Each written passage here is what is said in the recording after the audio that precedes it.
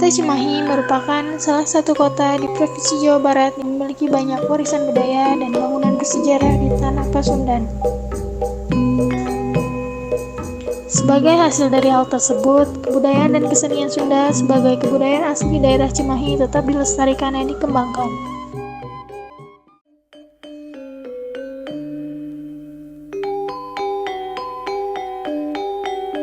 Kampung Adat Cirende terletak di Kelurahan Lewi Gajah, Kecamatan Cimahi Selatan, Jawa Barat.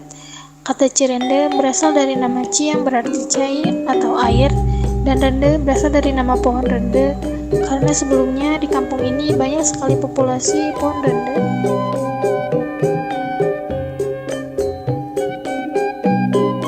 Masyarakat Kampung Adat Cirende memiliki prinsip ngindung ka waktu, mibapa ka zaman. Artinya, sebagai warga kampung adat memiliki cara dan ciri masing-masing. Sebenarnya sebagai masyarakat adat, Akang tentunya punya tugas untuk mewariskan nilai-nilai budaya yang diwariskan oleh leluhur. Itu sudah menjadi bagian dari tugas kami, hal yang wajib gitu. Karena apa? Karena ada kesadaran yang emang dilahir dari berbagai pertanyaan. Di antaranya adalah siapa kita. Ketika kita sadar bahwa kita ini lahir sebagai orang Sunda dan jadi bangsa Indonesia, memunculkanlah rasa kesadaran dan keharmonisan. Oh, kita ini orang Sunda. Jadi apa yang harus tugas dan kewajiban kami secara moral adalah melanjutkan nilai-nilai tradisi yang telah diwariskan oleh leluhurnya.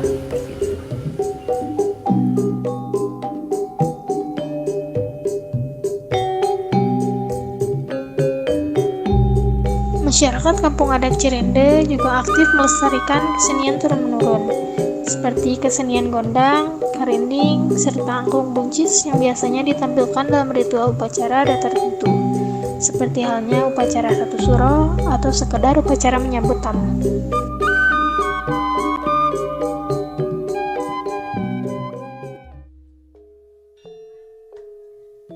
Kampung Adat Cirende pun memiliki konsep yang diwariskan secara turun-menurun, yaitu leuweung larangan atau hutan terlarang, hutan yang tidak boleh ditebang pohonnya dengan tujuan untuk menyimpan air guna memenuhi masyarakat adat Cirende.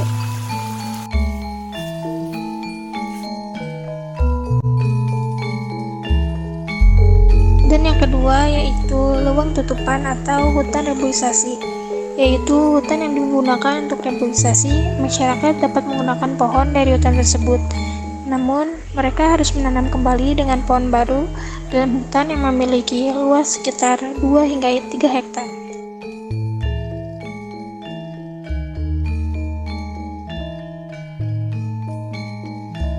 Lalu yang ketiga, leuweung baladahan atau hutan pertanian. Hutan ini dapat digunakan untuk berkebun oleh masyarakat Cirende. Biasanya ditanami jagung, kacang tanah, singkong, kitela, hingga umbi-umbian.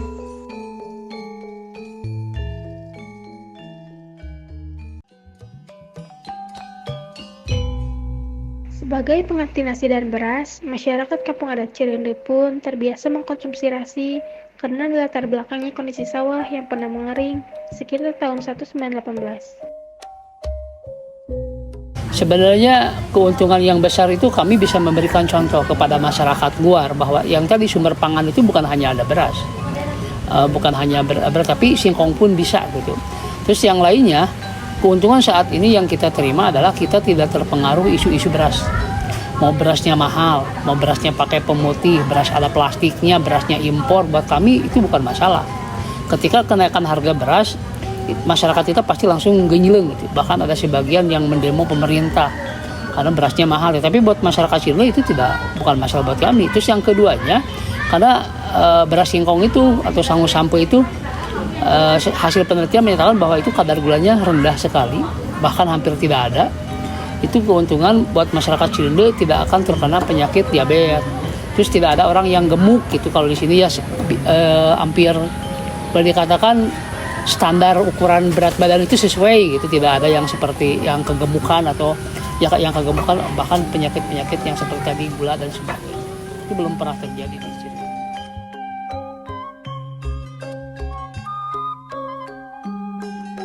Singkong pun menjadi bahan dasar produk olahan yang diproduksi oleh masyarakat, yang menjadi kegiatan ekonomi sampingan bagi ibu-ibu sebagai industri rumahan. Beberapa produk tersebut diantaranya keripik singkong, egg roll, cheese stick, dan pastel. Dari tingkat penghasilan masyarakat, walaupun makanan pokoknya singkong, pendapatan dan tanggungan per bulannya masuk ke dalam kategori cukup sejahtera, karena tidak harus menyiapkan biaya untuk pemenuhan makanan pokok seperti masyarakat lainnya. Adat Cirende pun terkaitkan dengan pepatah leluhur yang berisikan teboga sawah asal boga pare, teboga pare asal boga beas, teboga beas asal bisa nyangu, teu nyangu asal dahan, teu dahar asal kuat. Dalam bahasa Indonesia, kalimat itu diterjemahkan menjadi tidak punya sawah asal punya beras, tidak punya beras asal dapat menanak nasi, tidak punya nasi asal makan, dan tidak makan asalkan kuat. Itu adalah sebuah falsafah yang ditanamkan oleh leluhur kami dalam menjaga ketahanan pangan, dalam memaknai apa itu makan. Secara umum masyarakat kita itu selalu ngomong belum makan ketika belum ketemu nasi. Meskipun pagi-pagi mungkin sarapannya kupat tahu, bubur ayam dan sebagainya. Tetapi ketika ditanya udah makan belum, pasti jawabnya belum karena belum nemu nasi gitu. Tetapi buat masyarakat Cirende itu adalah mengajarkan tentang bahwa sumber kekuatan itu tidak hanya ada di padi atau di beras, tapi ada di yang lain. Contohnya kami sampai sekarang kita bertahan 100 tahun lebih dengan ketahanan pangan, yaitu singkong sebagai makanan pokok. Jadi mengingatkan bahwa tidak harus asal kuat, artinya tidak makan nasi pun kita bisa kuat. Dan sampai saat ini buktinya kita bisa bertahan.